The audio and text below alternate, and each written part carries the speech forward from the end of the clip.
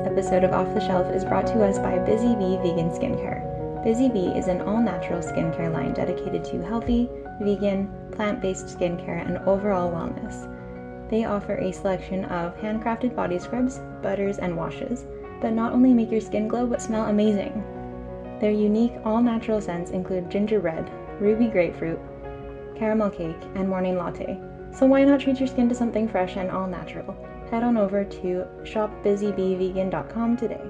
And as a special bonus, Busy Bee is offering listeners of this podcast a 15% discount on your first order with the code OrdinaryPodcasts. Thanks for listening and enjoy this week's episode of Off the Shelf.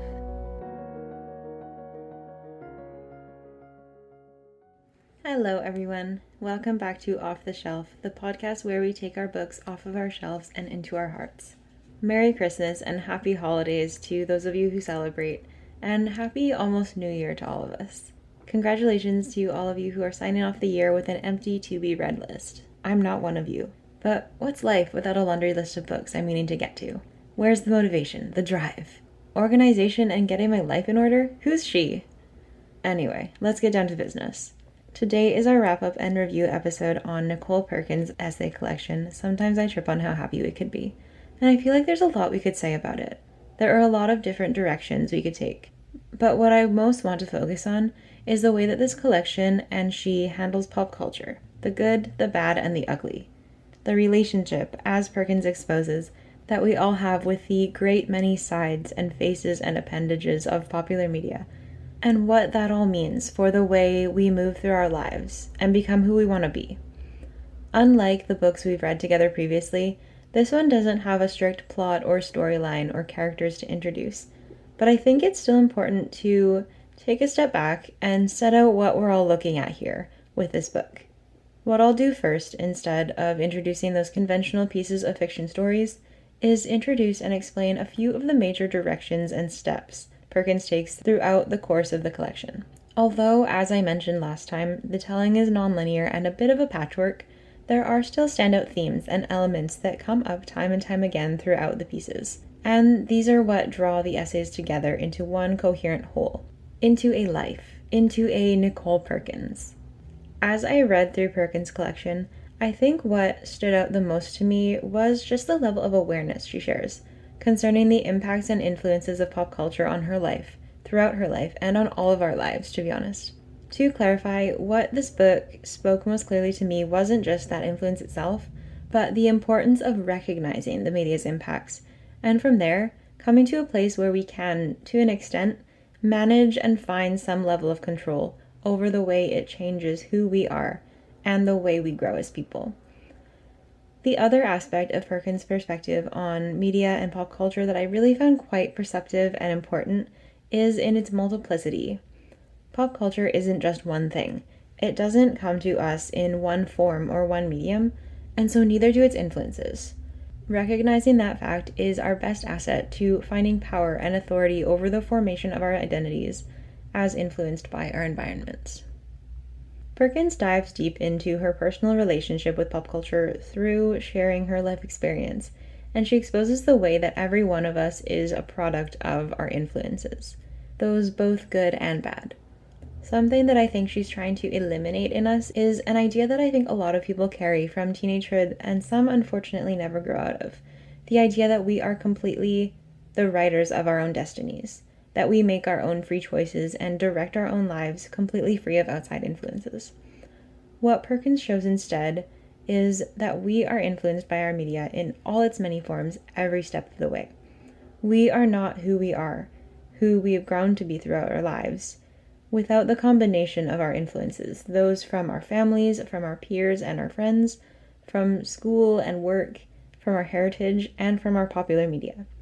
If we just claim stubbornness and say that we are who we decide we are, then we have no way of identifying why we say or do the things we do. There's a reason why we sometimes impulsively do or say things that we regret a moment or an hour or a week or month later. It's because we don't really exist without those influences. Having that level of self-awareness, though, is important because it really allows us to identify the similarities and the differences between who we are and who we want to be. Nichole Perkins, from what I can discern from her writing anyway, is a person who is unapologetic about who she is, but at the same time is so incredibly aware and conscious of the fact that she has flaws. Flaws that partly stem from not taking enough control and authority over the influence of media on her life and her identity, and that those flaws do potential harm to herself and to others in her life. I think we could all stand to learn from her experience in this. There's nothing wrong with having flaws as a person because everyone does, and everyone should, realistically. It's when we refuse to acknowledge and recognize that they are flaws that we allow them to make us into someone we'll look back on in days or months or years and dislike. One of my favorite parts of this book was how random and far-reaching some of the correlations Perkins makes seem on the surface. She shares in one essay how, as a child and a young adult, much of her personality was absorbed and adopted from none other than Miss Piggy of the Muppets. That, quote, felt porcine femme, as she refers to her, is assertive and uncompromising on what she wants, and she's passionate and stubborn. She is everything, every quality, in short, that Nichole Perkins was told, even just as a little one in this world, as a girl, as a person of color, that she had to be in order to be heard, in order to merely survive, but simultaneously, every quality that women and girls everywhere are vilified for showing off. But the central piece of knowledge Perkins shares in this piece isn't just that Miss Piggy is or was the lady she aspired to be. Instead, she writes that over the years she's come to recognize and understand that there's a reason why the qualities Miss Piggy displays are unappealing, and it isn't just because she's a lady.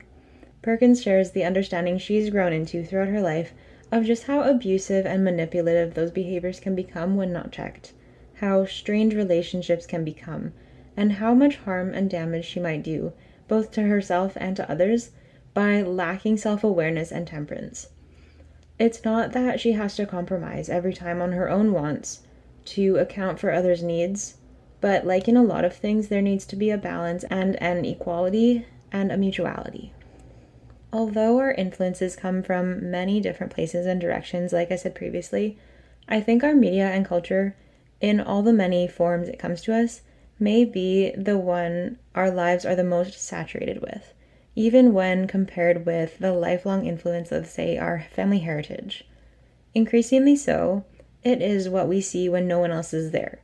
It is always there.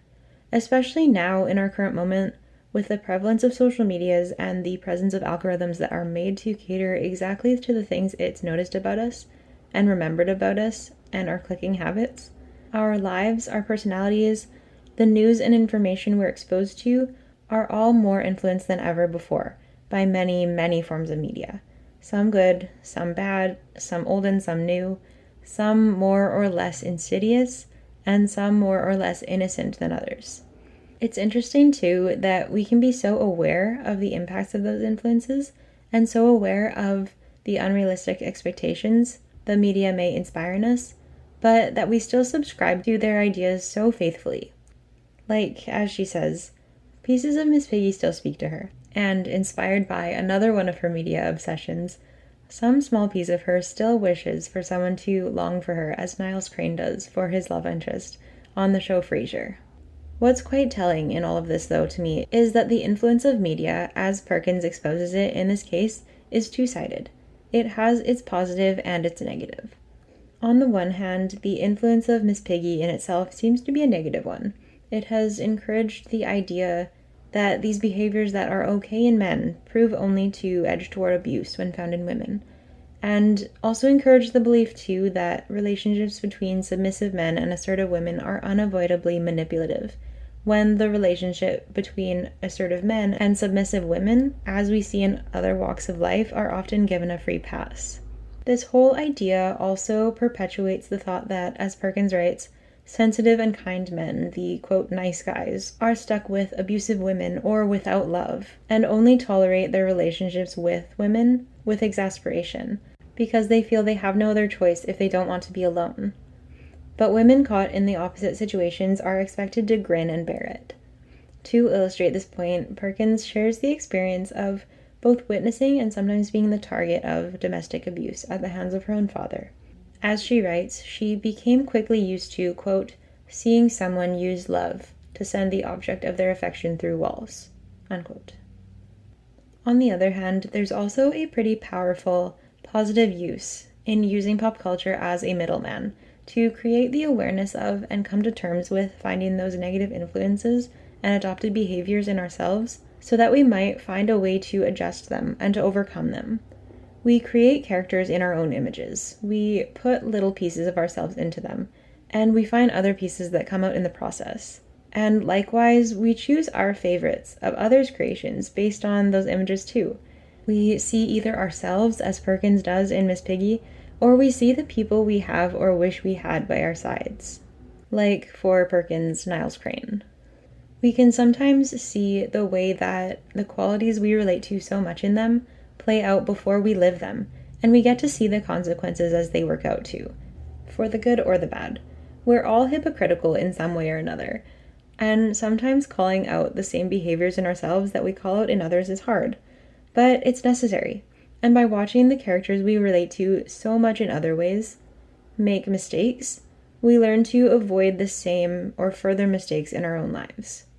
As Perkins shares, throughout her life she's come to recognize the faults in Miss Piggy's behaviors, and in the process, she's also come to realize the same faults in herself. Miss Piggy or Niles Crane are her middlemen for understanding the good and the bad of some of the particularities of her own personality. Having that buffer has allowed her a lot of self-awareness too, and it's granted her with a whole lot of growth and strength. And as she says, these things, her obsessions with pieces of media, haven't saved her life, but it has made it a bit easier to sketch out the boundaries and the limitations and see the whole of what she's dealing with. Her statement at the end of one of her later essays about her temporary obsession with the show Bones says it all.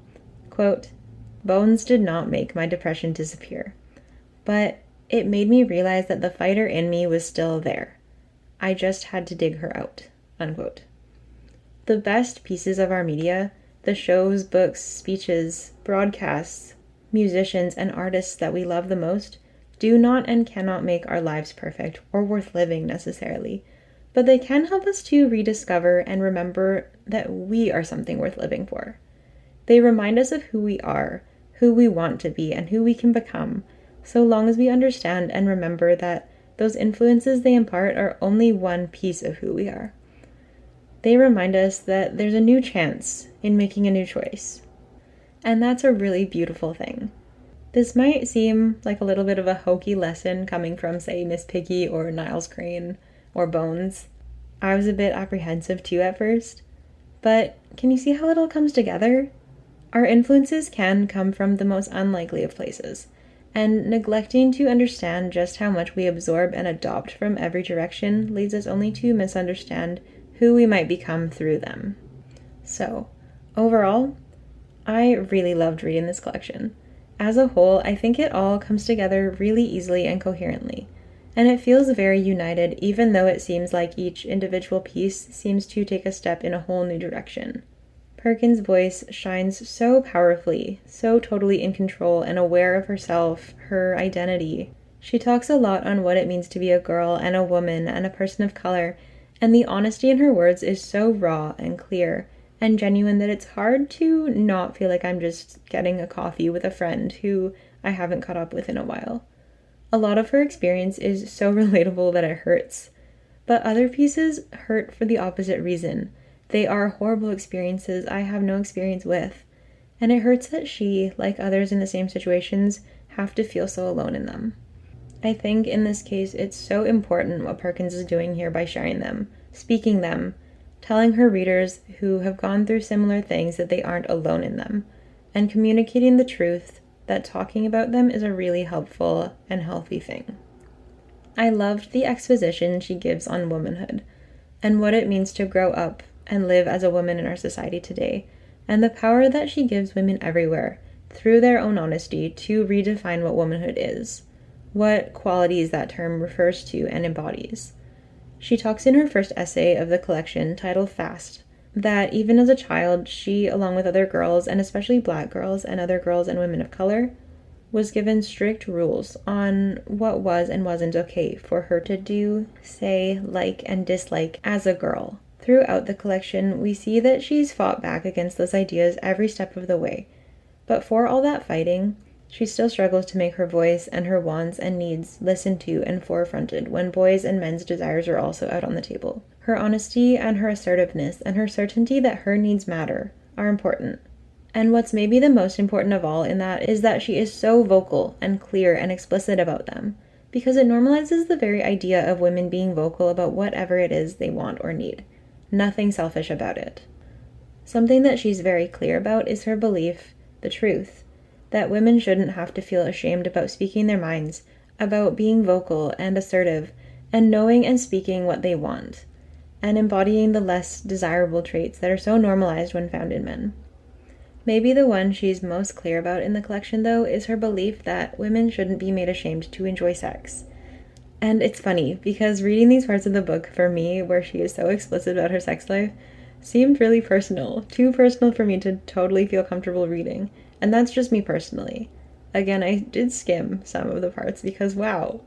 But it's honest, and it's raw, and I really think that the collection wouldn't have been the same without that honesty and that openness. Something that Perkins communicates through this content is that if we want to grow as people and as a society, then we need to empower women and others who have for so long been silenced to speak their minds, to let go of the shame of being judged or looked down on for doing and saying the things that men have always gotten away with doing.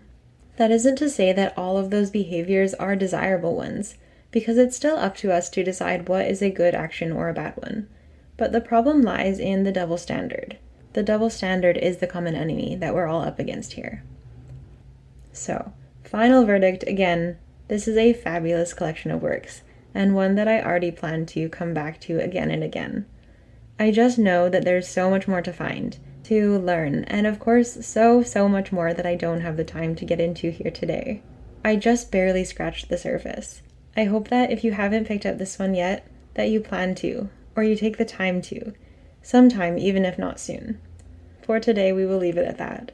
And to close it out, I'll leave you with a couple of further recommendations. As I talked about last time, I've more recently gotten really into essay collections. Maybe even more so than traditional autobiography or memoir.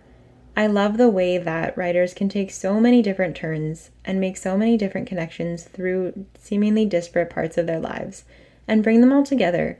And I love the way that it gives us such a beautiful and full image of who they are and who they've been throughout their life and how they became who they present themselves to us as.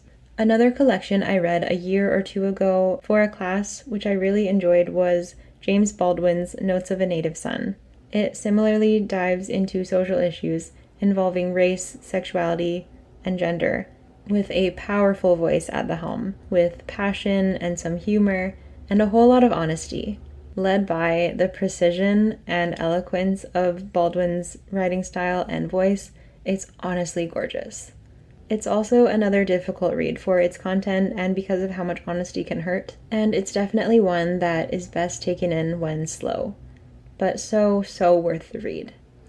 Another book by Baldwin I read for the same class, which I also recommend, is The Fire Next Time, which is a collection of 2 essays written in the form of letters, one to his young nephew and one to the American people as a whole.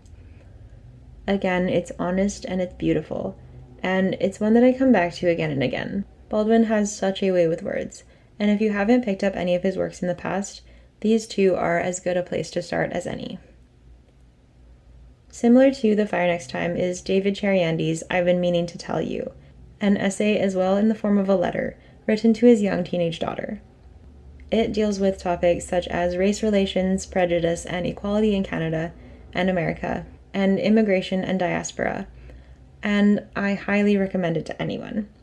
His writing is beautiful and honest and open like in the others, and you can just feel how much he cares in his every word, how hurt he is by the thought, the knowledge that this world can and will hurt his daughter, and in our current states there is so little he can do about that but prepare her for it, and hopefully inspire in her the belief that there is still a hope to change our world for the better if we call out injustices, if we work at it every day. Octavia Butler is another author and writer who has a lot to say, through both fiction and nonfiction. Her fiction fantasy work is fabulous, and there's always a political undertone in it. But the personal essays she includes in her book, Bloodchild and Other Stories, are written, I feel, in a very similar vein to the others I've mentioned already. She gets every glowing recommendation from me for all of her work that I've read so far. One more essay that I absolutely loved and highly recommend is I'm Afraid of Men by Vivek Shreya. This one deals most especially with the need facing us to rethink sexuality and gender and the way we look at it in our society. It deals with misogyny, hypocrisy, homophobia, and transphobia. And I feel like, even just from such a short piece, I learned so much about so much that I don't know, just because I haven't lived it. But not living something is no excuse for staying ignorant on the issues related to those experiences. The information is out there, the stories are out there, and it's up to each of us to seek out those voices. Because we're not going to understand or have nearly enough sympathy or sensitivity or raise awareness of the issues plaguing our society if we don't know about them or if we do nothing to try. But doing nothing is no way to move forward. Finally, Perkins shares that writing poetry is her number one love. And so if you really enjoyed her work in this book, then I'd suggest you also give her poetic work a chance. Her poetry collection, Lilith But Dark, has made it onto my TBR too, so I guess this isn't really as knowledgeable a recommendation as the others, but I think there's a good chance that if her work in poetry is anything like the achievements she's come into through her essays, then we can be pretty sure that it won't disappoint.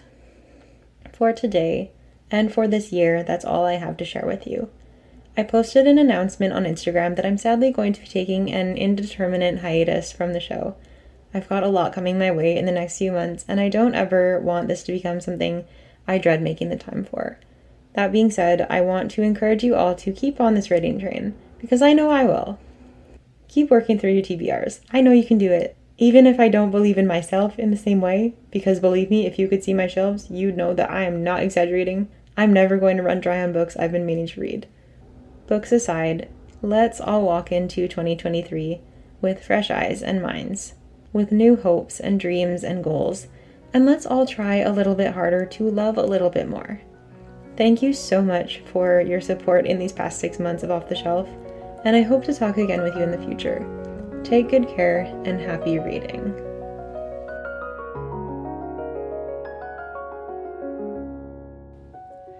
The Off the Shelf podcast is a proud member of the Ordinary Podcasting Network. To learn more about this podcast or the network, please visit ordinarypodcast.com. Finally, thank you for listening, and if you haven't already, please subscribe or leave us a comment. Thank you so much, and take care.